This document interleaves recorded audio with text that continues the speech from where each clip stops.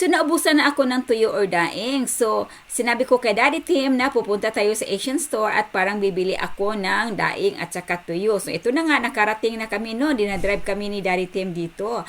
So, ayan, pumasok na kami sa loob at tawag doon, tinitingnan namin kung anong mayroong madampot namin. Kung may pangbayad kami ay aming dadamputin. So, ayan, pumunta ako doon sa pinakalikod talaga at may mga embodo doon na tinitingnan ko at ang mahal-mahal naman ng embodo nila is like $6.56 since like 300 something sa atin na yan pa.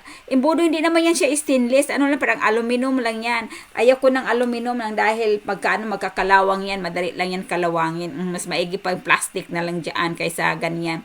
Pag hugasan mo yan, lagay mo dyan sa tubig, ay nako, madaling kalawangin. So, ayan lang, tinitingnan ko lang talaga, tumitingin lang kasi nga, minsan lang ako makapunta dito sa store na to.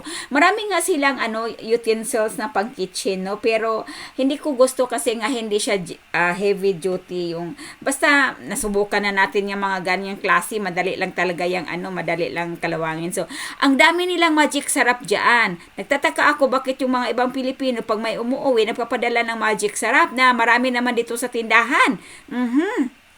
Kasi yung magpadala-dala din kasi pag may umuwi ay din yan, sa gabal din yan. Pero mayroon naman dito, ako ayaw magpadala-dala kasi nakakaisturbo tayo sa tao na umuwi kasi lang naman yung limit yung bagahe nila tapos magpapadala ka pa samantalang marami naman dito. Ayan sila dito, marami silang mga frozen na isda.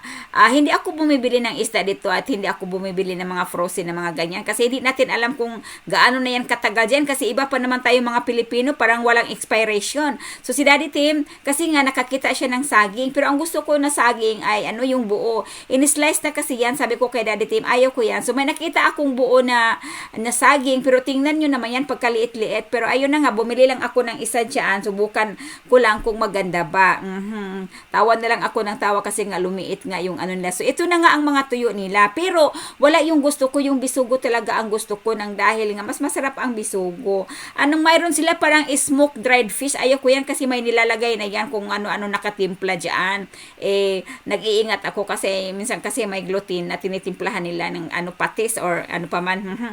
So hindi talaga ako nakabili dyan ng tuyo. So pumunta kami doon sa ibang store pa at doon ako nakabili. So dito pero wala akong nabili dito kasi dati parati silang may bisugo pero ilang punta ko na dyan talaga na wala na talaga silang bisugo. Mas gusto ko pa naman yung sapsap. Next time pupunta na lang ako sa Charlotte. Mahigit an hour ang pag-drive din. So, tapin ko kay Daddy Tim na punta kami doon. So, ayan, ang dami-dami nilang mga frozen na isda. But like what I said, hindi ako bumibili dyan ng isda. Dahil nga natin alam kung ilang taon na yung isda na yan. Walang expiration ang mga ang Asian. Diba? So, ayan, pabalik na kami sa car namin at kami magbabiyahe na. Pupunta na kami kung saan kami uuwi. Itong aming dinadaanan ay college school ito. Maganda, 'di ba? Ang ganda ng paligid nila, malinis, green yung mga damo, mayroong mga punong kahoy, ang ganda ng building, 'di ba? So dumating na nga kami dito at nagantay kami ng aming maupuan, lamisa. So habang nagantay, si Matthew ay naglalaro muna diyan, nag-climb siya diyan. Iwan ko kung ano yung inaanuhan niya, yung sinasakyan niya, no? So ayan, nakahanap na ng upuan, lamisa at dumating na kaagad ang unang serve nila ay yung bread nilang napakasarap at napakainit. At ang bango-bango na parang ako. No, joke lang yun, parang ako mga nanay. So, ito na nga ang bilis ng pagkain mga nanay. No? Dumating yung una yung salad, yung pinaka-appetizer nila. At saka dumating na yung main course namin. So, sa akin, steak, shrimps, potato, yan, wala silang rice. Malaming na naman ang bitok na Nanay Jenny kasi walang rice. At kay Matthew naman, yung chicken breast naman, no, na breaded. Masarap yan. At saka meron siyang macaroni and cheese. Ako naman, of course, steak, shrimps, and gulay. Kasi kailangan talaga may gulay tayo. Masarap. Gusto ko talaga yung yung green beans or Baguio beans. Nilalagyan ng bacon, sibuyas. At iwan ko, nilagyan ata yan nila ng olive oil din. Kasi malasahan natin eh. So, ayan, maganda naman yung baked potato nila. Paano kaya nila? Maraming asin sa labas eh, pero hindi naman maalat. So, ang Daddy Tim, pag kumakain yan, ay marami talaga yung achiche borichi. Halos matapos na akong kumain ang Daddy Tim, kakaumpisa lang. Kasi ako subo ako kaagad. Ang siya kasi, ano pa yan siya? Basta, marami yan siyang inihiwa pa niya, ganyan-ganyan. Maabusisi ito si Daddy Tim pag ako dire-diretso lang ako. So ayan na nga, wala nang bill dito. Ano na, yung na automatic na siyang kunin mo lang yan at diyan ka na magbayad ka na kaagad, hindi ka na mag-ask pa ng billing. Diretso na yan. So high tech na talaga mga nanay, no? Kailangan tayong mga nanay ay alerto tayo sa ating kusina na dahil tayo ang raya na kusina. Meron tayong celery, tanglad at saka pamintang dahon, pamintang buo, asin at lalagyan natin ng tubig. Of course, may sibuyas yan at saka bawang. Ayan, pakuluan ng 20 minutes or 15 minutes. Parang magsuot-suot sa kaniyang laman ang nilalagay natin na panglasa diyan. Very natural yan. Gustong-gusto ko ito dahil ang taba niya ay mababawasan. Ayan, at ibibake ko yan siya mamaya. Lalagyan ko yan siya ng mustard, olive oil, and also butter. Ayan na. Pinasan ko na. Diyan ko na nilagay ko na. Tapos na, no? At pagkatapos, ilalagay ko na yan sa oven. An hour lang ang pag-bake ko dyan para maging crispy ang balat at ang mga taba dyan ay nanggadahulugo. Ayan ang ganda-gandang tingnan. Kita yung mga nanay, para lang siyang lechon. Oh. Healthy. Walang mga taba. Ayan, umagos na sa baba. Be careful, it's hot, Mateo. Hi, baby love. Must have like burning. It's hot. It came from the oven, my son. Goodness. Ayan, si Daddy Tim, mayroon siyang okra. Ayan, with I cornbread. just extinguished the fire in my mouth. How's the chicken, dear? It's good. Very tender. Very tender inside. It's tasty. Yeah, it's very good. I'm gonna go grab the kitchen thermometer to see how hot it is. It's just by the oven. It's right here. It's very hot, Mateo. Yeah, buy it down there and put it down there.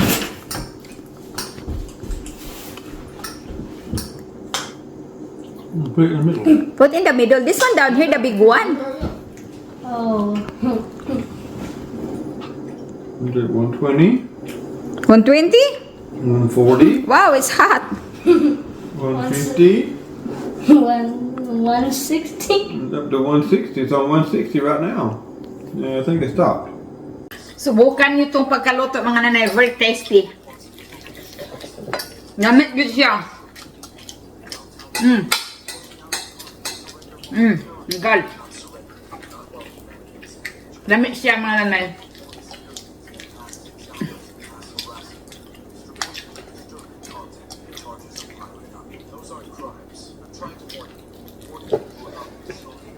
Ganito kaganda, ganito kalago ang aking mga malunggay noong hindi pa lumamig. So kita niyo, sobrang lago, sobrang dami talaga ng kanyang dahon. Very healthy. Kasi nga, summer na summer pa, hindi pa lumalamig ang umaga namin. Pero ngayon, tingnan niyo ang kaibahan. Alam niyo, matagal na itong kamera sa akin na to. How many years na ito? Pero ayun lang nga binili, tapos hindi man siya ginamit. So, ngayon, napagtripan ko talaga siya mga kananay, no, na, kasi nga, gusto ko sanang bumili ng DJI camera. Sobrang mahal. So, ngayon, tinitingnan ko ito, kaya pinag-aralan ko ngayon pa pinag-aralan sa tagal ko na. So, ngayon mga kananay, bibisitahin natin ang garden ni Nanay Jenny. Inayos ko na naman ang setting nito, sana hindi na masyadong super wide yung angle niya, no? So, ayan mga kananay, nang dahil malamig na dito sa amin ngayon, ito na ang nangyari ng aking malunggay. Pero yung ampalaya ko, hindi ko alam bakit ang ampalaya, mga kananay, sobrang pa rin yung ampalaya, sobrang lago pa rin. Hindi ko alam, no? Sobrang lago pa rin yung ampalaya, o diba? So, ang dati kong malunggay na napakadaming dahon, nakikita nyo noon, Napakadaming dahon. So ito na siya ngayon. Ito na ang nangyari. 'Di ba? Sandali, ayusin natin ha. Ayusin natin. Okay, ganyan. Ayan. Ihubak na ang Nanay Jenny. Ayan po. So, ganyan na lang ang dahon niya, pero makagulay pa rin ako niya. Nang dahil nga lumalamig na, tingnan nyo yung ano sa baba, nagkulay yellow na siya, no? Nang dahil nga, ayan na nga, naglalamigan na ang panahon namin tuwing umaga. So, on 21 or 22, mag-falls na. So, ano ba ito? Okay. Yan. So, ayan ang aking garden noon. Ano ba ito nangyari dyan? Uy, kadami mang ano. Wala na yan, pawala na yan siya. So kita nyo yung malunggay na yan mga kananay. Ganyan ang mangyari pag lumamig na. Kawawa na siya. Pero ang daming bunga ng aking, ayan oh.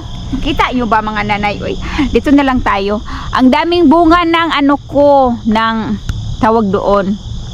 Ang daming bunga ng aking saluyot. So pahinugin ko yan for the next year, parang magkasaluyot pa rin tayo, kain-kain pa rin tayo ng saluyot. So ayan na nga ang malunggay ko noon na napakadaming bunga, ay napakadaming dahon. Ngayon ayan na siya. So ibalik natin ang katotohanan kang Nanay Jenny. Ayan. Tchadan! Tchadan, tchadan. Napagkatuwaan ko talaga itong mga nanay. Uy, ganda pala itong napagkatuwaan. Alam niyo, magigamit ka tapos hindi man ginagamit, so hindi mo na pag-aralan kung paano gamitin. Ngayon, nang dahil nga doon sa DJI, mahal-mahal man siya mga kananay, at saka yung talong ko, namunga pa rin yung talong ko mga nanay. Uy, ang kamatis ko namunga pa rin. Hala, anong nangyari sa ano na yan, sa matagal pa lang mawala yung ano, ampalaya. Umaarangkada siya, ang ampalaya ko mga kananay, umaarangkada. So titingnan natin doon sa kabilang area din. Ganon din sa kabilang area. Bilisan na natin to, humaba na yung video ko. Magagalit ni si paring metets. So ayan na, ang ganda-ganda dati, no? O ayan, ang ganda-ganda noon. Ayan, dali. Ang ganda-ganda noon. Ngayon maganda pa rin. So ayan na ang aking mga malunggay dito. Ay hala, hindi man ako nakakuha ng, kailan kaya ito mamunga, itong ano na to? Ano ba ito? Merong ano to? Lime. So, yan, balik na naman natin dito sa akin. O diba? Bongga mga nanay. Marami talagang dumadayo dito at nagbakasyon sa area na ito. Ito ang tinatawag na Gatlinburg, Tennessee. No? So ang ganda-ganda talaga ng kanilang view. Tingnan nyo naman, lalo na pag personal talaga kayong nandyan. Tingnan nyo, napakalamig sa mata kasi green na green ang mga puno. Nakikita mo yung overview, nasa mountain ka. Ayan, tapos sakto yung kinakain mo, hindi ka nagugutom. Ay naku, mainit lang nga, pero magpaypay na lang. Pero ayan, si Daddy Tim ay nag-video din siya, at si Matthew naman ay umikot-ikot. Ang ganda talaga dyan. Sa tuktok kami ng bundok at ang ganda tingnan doon sa baba. Nakaka-amaze talaga. Tahimik lang, may mga ridings naman dyan. Pero tingnan nyo naman ang view. Nakikita mo doon sa baba, overview talaga, na napakasarap talaga mangarap.